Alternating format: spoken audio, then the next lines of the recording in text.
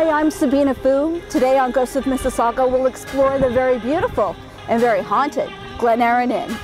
And some stories about some ghosts here at the inn. We joke a little bit that he's a part of the payroll, and but a very friendly presence. Principally, he's seen in this room tending the fire and keeping the fire going, if you will.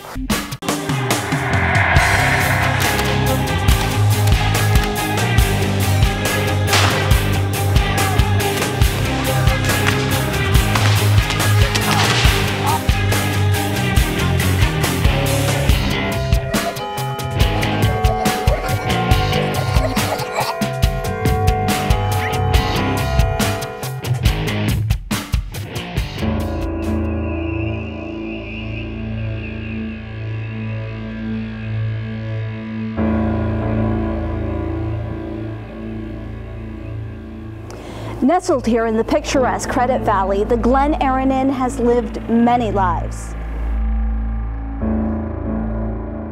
The Glenerin Inn was built in 1927 by a Toronto lawyer named Watson Evans as a summer retreat.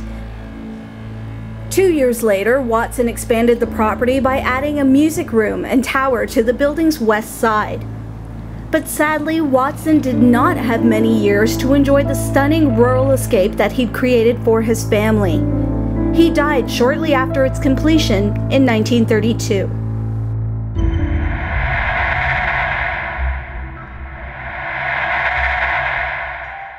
The Glenerin Inn, I have to say, magnificent location. Now, in terms of the age of the building, it's not as old as some of the other locations that we've talked about, but what a history. It represents a time in Mississauga's history when this was a retreat for wealthy Torontonians, and this is one of a few examples of those grand summer estates. This was a summer house. This was not a year-round residence, and this is a grand summer estate for a family that lived in Rosedale most of the year, and there were many built up and down the Credit River Valley, and this is one of few that survive. Now, what do we know about Watson Evans? He was a businessman. He was in mining amongst many other endeavors, as were others of his ilk in the time. He made his fortune. He was very wealthy, raised a small family in Rosedale.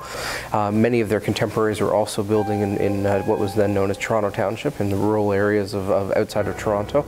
And they selected a spot high on a knoll overlooking a ravine and a valley to build their grand estate. And this estate was built between 1927 and the final edition in the 1930s. In every sense of the word, if you know the era of the Great Gatsby, for example, this would have been a grand place for entertainment and parties, and there's a smoking room and a large wing for not only their family, but also they would have had multiple servants traveling with them. So this was a grand home for a grand family. Some of their closest neighbors were Lieutenant Governor W.D. Ross, who had an estate nearby. So there were significant families that were also wealthy that lived in very close proximity. The life of parties and luxury was short-lived. Watson passed away soon after Glenerin was completed. And when he passed away in 1935, a very few years after this building was built, he chose to be buried nearby. It's almost like his dream was fulfilled and then extinguished. It's a sad element of the story, but what a legacy to leave behind. After Watson's death, his widow appointed a couple named John and Avernell Sproul caretakers of the estate. Following the death of Watson Evans, the building, pardon the pun, took on a new life. Mary Evans spent the last years of her life in a convalescent home herself after her husband passed away. But by 1940, war drums were beating in Europe. Hitler was not content with Austria. At Munich, he had said his theory of race and blood demanded the incorporation of all German-speaking peoples into the Reich. And a religious order escaping the bombs would eventually find their way to the Glenerin Lodge. The Evans family, Mary Evans, came forward and offered this house as a retreat for a girls' school from Hornby, England, known as St. Hilda's, and over 100 students from principally girls. There were 27 boys, but the rest were young girls, and their teachers came during the latter half of World War II and lived in this estate, attended nearby St. Peter's Church, and used this as their school and their home during the war years. They were known as as home children. Shortly thereafter, the property was sold to the Simpsons Company, and the Simpsons Company converted this home into a convalescent home for their employees. It was one of the first of its kind in Canada, where they offered employees who were injured on the job or who had undergone surgery, that type of thing, a fully paid retreat in which they could come and have amenities in the country, live a relaxed lifestyle. They had full doctor services. It was a resort in a sense, and the pictures that survived from that era really highlighted as such. It operated as such into the early 60s, and at which point Simpsons was drawing a deficit, and this was one of the things that they did away with. And so this was sold, and it actually became home to a monastery, a Cistercian order.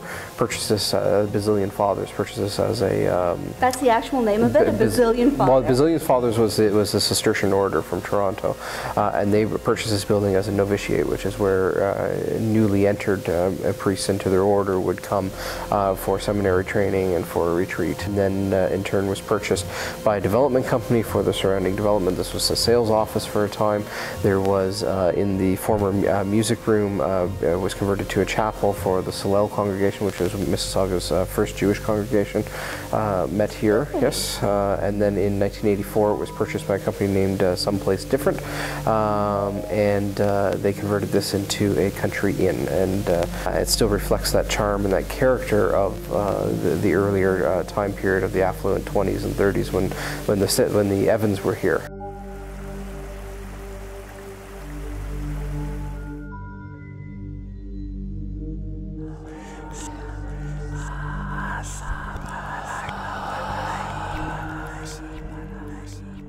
There was a clairvoyant who visited this property in the late 1990s, and they noted, it's a little note in a file, it's no more than a couple of sentences long, that says there is a spirit here, and he's male. People suggest that he may be a caretaker either employed by the Evans.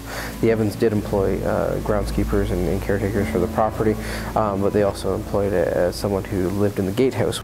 The benevolent entity seems to enjoy interacting with guests and has appeared as a full apparition in the front lobby. Could he be the ghost of Watson Evans still entertaining visitors? Or is one of the monks who once resided at Glenerin still seeking enlightenment? People have seen him or heard stories of him, but principally he's seen in this room tending the fire and keeping the fire going, if you will.